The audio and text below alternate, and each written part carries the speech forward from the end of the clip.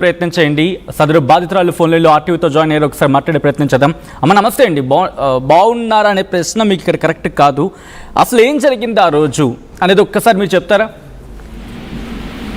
Hello అమ్మ, నా మాట వినిపిస్తుందా మీకు? వినిపిస్తుందండి.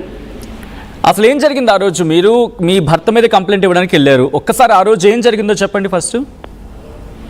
బాబు ఏమైందంటే మా హస్బెండ్ ఇంట్లో కొంచెం చికాకు చేస్తుంటే అక్కడికి ఒక 15 years బాగా ఇబ్బంది పడ్డా, బయటికి వెళ్ళలేదు. అయితే ఆ కంప్లైంట్ తను కొంచెం చికాకు చేసేసరికి దాన్ని కంప్లైంట్ ఇద్దామని ఉమెన్స్ పిఎస్కి వెళ్ళాను సార్. ఎప్పుడమ్మా వెళ్ళింది? ఇది 2003 సార్. 2003? ఓకే. అయితే కంప్లైంట్ ఇవ్వడానికి వెళ్తే 2003 లేకపోతే 2023? Sir 2023 2023 sir. అది చెప్పండి. అయితే కంప్లైంట్ ఇవ్వడానికి వెళ్తే ఆయన చెప్పాను ఇట్లా ఇట్లా ఇట్లా అని చెప్తే పిలిపించాడు. ఆయన మీ డాడీ లాగా ఉన్నాడు, ఇలా అది ఇది అని చెప్పారు. ఇక తర్వాత ఆ కంప్లైంట్ లోంచి నా నెంబర్ నీకు న్యాయం చేస్తా, నేనున్నా, నీకేం ఇబ్బంది లేదని చెప్పారు. తర్వాత కంప్లైంట్ లోంచి నా నెంబర్ తీసుకున్నారు సార్. ఓకే. నా నెంబర్ తీసేసుకొని తర్వాత నుంచి మెసేజ్లు పెట్టడం మొదలు పెట్టారు. ఏమని పెట్టేవాడు? ఫస్ట్ డాట్స్ పెట్టారు సార్. 3 dots పెట్టేవాళ్ళు. ఓకే. పెట్టిన తర్వాత ఏంటి సార్ ఏంటనంటే ఇక తర్వాత అట్లా కొంచెం నీకు ఏ విధంగా హెల్ప్ చేయగలను, ఏంటి అది ఇది అని అంటే ఏమైనా మీకు ప్లాట్లు ఉన్నాయా, అది ఇది అంటే పనికిరాని ప్లాట్ ఉంది సార్ ఒకటి, కొనుక్కుంటారా ఉందనంటే నేను కొనుక్కోనా అన్నాడు.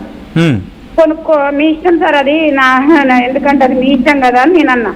ఇక అట్లా మాట్లాడుతూ ఒక రోజు మెసేజ్ పెట్టాడు సార్. నువ్వంటే నాకు ఇష్టం, నువ్వు లేని నేను బతకలేవను, నేను లైఫ్ లాంగ్ చూసుకుంటా, నా భార్య లెక్క చూసుకుంటా, నేను పెళ్లి చేసుకుంటా అని చెప్పేసి మెసేజ్లు పెట్టాడు సార్.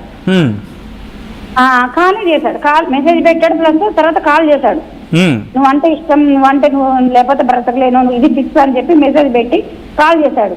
ఏంటి సార్ ఇలా చేస్తున్నారు, ఏంది ఇలా అంటే, నువ్వంటే నాకు చాలా ఇష్టం అంటే నేను అన్నా, మీకు భార్య ఉంది కదా సార్, అలా చేయకూడదు కదా అనేసి నేను అన్నా. అంటే ఆమెకి ఏదో జబ్బు, ఆమెతో నేను ఉండలేవను, నా వల్ల కాదు, అసలు నీకు అర్థం కావట్లేదని, నా కన్నీళ్ళు ఆగట్లేదని ఇక టెక్స్ట్ మెసేజ్లు చేసేవాడు సార్. నైట్ పెట్రోలింగ్ అప్పుడు 2 3 ఏడ్చుకుంటే ఫొటోస్ పెట్టేవాడు. నువ్వు లేదు నేను బతకలేను, నా వల్ల కాదు, నేను అసలు నా అవ్వదు అంటే మీకు మాకు సెట్ అవ్వదని నేను ఫస్ట్ నా మెసేజెస్ ఉన్నాయి నా దగ్గర. నేనేమని పెట్టానంటే, మీకు మాకు సెట్ అవ్వదు సార్, నాకు న్యాయం చేయమని చెప్పాను, మీరేమో మెసేజెస్ పెడుతున్నారు, సెట్ అవ్వదు, మీరేదో ఫ్లాట్ అన్నారా, మనీ ఇచ్చేంత వరకు నేను మీతో మాట్లాడతానని ఏమనుకోకండి, సారీ సార్ అని చెప్పి మెసేజ్ చేశాను. మెసేజ్ చేస్తే దాని తర్వాత నుంచి మళ్ళీ నెక్స్ట్ నువ్వేదో ఎందుకు సెట్ అవ్వదు, ఏంది అది ఇది అని చెప్పేసి కన్విన్స్ చేశాడు సార్. నువ్వేదో మైండ్ లో పెట్టుకున్నావు, ఆ మెసేజ్ కూడా ఉన్నాయి నా దగ్గర, నువ్వేదో మైండ్ లో పెట్టుకున్నావు, నువ్వేదో ఆలోచిస్తున్నావు, భయపడుతున్నావు, అది ఇది అని చెప్పి అన్నాడు. అదేం సార్, అట్లా కాదు కదా, అది కరెక్ట్ కాదు కదా సార్, భార్య ఉండగా తప్పు కదా సార్ అని నేను అన్నాను. నీకు ఎలాగో అయిపోయింది లైఫ్, ఇంత దూరం వచ్చింది, ఇంకా ఆయన ఏం చేసేటోడు ఏం లేదు, ఆయన మీద ఆల్రెడీ కేసెస్ పెట్టాడు సార్. అది 498 ఒక 2 3 పెట్టాడు. భర్త మీద పెట్టాడు. పెట్టిన తర్వాత అవి నడుస్తుండగానే ఇంకా నాతో పరిచయం పెంచుకొని మెసేజ్లు చేస్తూనే ఉన్నాడు. అట్లా ఏడ్చుకుంటున్నా, కన్నీళ్ళు ఆగట్లేదు, నా వల్ల కాదు, నేను లైఫ్ లాంగ్ ఉంటానని చెప్పేసి ఇక ఒకటే Bathini please please please please అని 25 సార్లు 10 సార్లు మెసేజ్ చేస్తారు.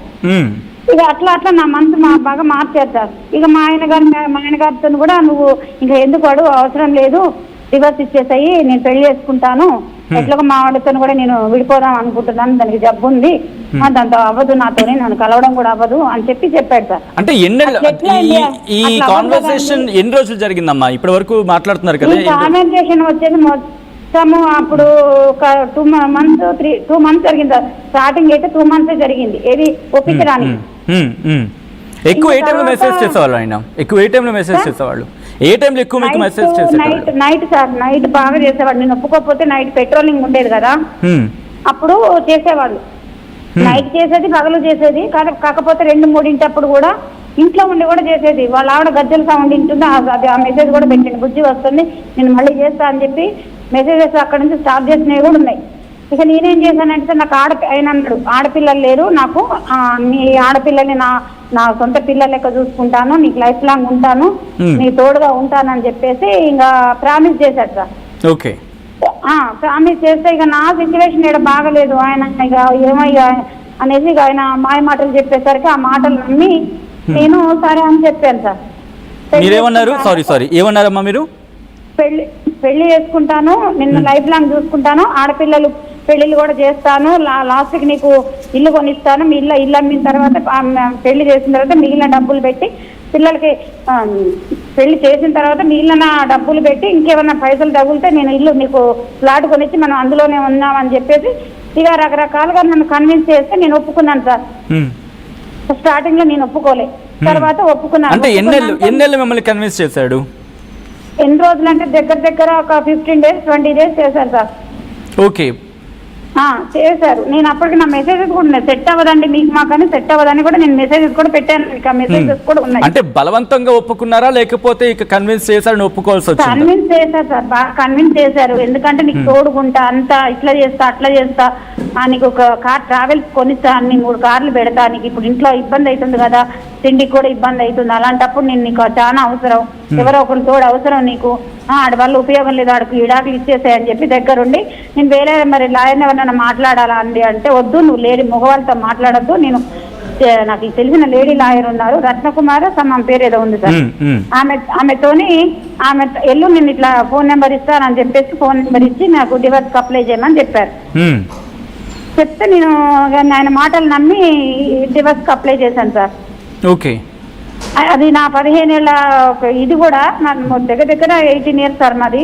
ఆయన ఎంత నమ్మితే నేను ఆయన చెప్పిన ఎంత నమ్మిస్తే నేను ఆయన మాటలు నమ్మి 15 ఏళ్ళ కాపురాన్ని వదిలేసి ఆయన మీద నమ్మకంతో నేను డివోర్స్ ఇచ్చాను. అంటే మీకు మీ భర్తతో డివోర్స్ అయిపోయిందా అమ్మా? అయిపోయింది, ఆయనే ఇప్పించాడు సార్. మొత్తం ఆయనతో 3 years ఉండే గ్యాప్ లోనే మొత్తం అంతా అయిపోయింది. ఆయన ఇప్పించాడు, నాకు మనీ కూడా కొట్టాడు. ఆ డివోర్స్ కి కూడా నాకు మనీ లేకపోయే డబ్బులు కూడా ఆయనే కొట్టాడు నాకు. నా అవసరాలకి కొట్టాడు, అన్నిటికీ కొట్టాడు. ఎంత మీకు ట్రాన్సాక్షన్ జరిగిందో అడగచ్చా? ఎంత డబ్బులు ఇచ్చాడు దగ్గర ఒక అంటే ఐడియా లేదు సార్. అన్నిటికీ కొట్టాడు నాకు, ఇంటి పన్ను కట్టడానికి కానీ, కరెంట్ బిల్లులు కానీ, ఇంట్లో మెయింటెనెన్స్ కానీ, దానికని దీనికని ఒక దగ్గర 13, 14, 15 lakhs దాకా ఉండే సార్. దాదాపుగా 14-15 లక్షలు మీకు ఆయన ఇచ్చాడు అయితే. 13 lakhs ఏమో వచ్చినట్టుంది సార్. అంటే పర్టికులర్ గా గుర్తులేదు నాకు. నా అకౌంట్ కూడా మీ ఊర్లోకి వెళ్ళినప్పుడు ఖర్చులు పెట్టడం, ఆయన కూడా కొన్ని చేయడం అని అట్లా ఖర్చు అయినాయి సార్. నన్ను టెంపుల్స్ కు తీసుకెళ్లడం, అక్కడికి వెళ్ళి బొట్లు పెట్టడం, కుంకుమ దిద్దటం, ఇంట్లోనేమో తాళి కట్టాడు సార్. హోటల్ కి తీసుకెళ్ళినప్పుడు తాళి వేసాడు మళ్ళీ. అట్లా రకరకాలుగా చేసి ఇంకా నన్ను ఇబ్బంది పెట్టి బానే ఉన్నాడు. ఉంచుకున్న రోజులు ఏంటంటే నైట్ పెట్రోలింగ్ అప్పుడు కూడా వంటలు చేపించుకోవడం, అవి చేపించుకోవడం అంతా. ఇంకా కొంచెం డ్రింక్ అలవాటు ఉండే, లైట్ డ్రింక్. అది ఇంటికి వచ్చేవాళ్ళు నైట్ వాళ్ళకి చెప్పేసి 2ంటికే వచ్చేది, 9:30కి డ్యూటీకి ఎక్కేది నైట్ డ్యూటీలప్పుడు. తర్వాత వాళ్ళకి చెప్పి 2 and 3కి అట్లా మా ఇంటికి వచ్చి తెల్లవారుజామున మళ్ళీ వెళ్ళిపోయేవారు సార్. అట్లా ఇంకా అయింది. ఇదంతా ఖమ్మం వచ్చారు సార్. ఖమ్మంకు ముందు ఏమైందంటే ఖమ్మం అక్కడికి వచ్చారు. అక్కడికి వచ్చేసి నాకు 2024లో అక్కడికి వచ్చారు సార్. వచ్చి ఫస్ట్ కలిసింది అక్కడే, మేమిద్దరం ఫిజికల్ గా అక్కడే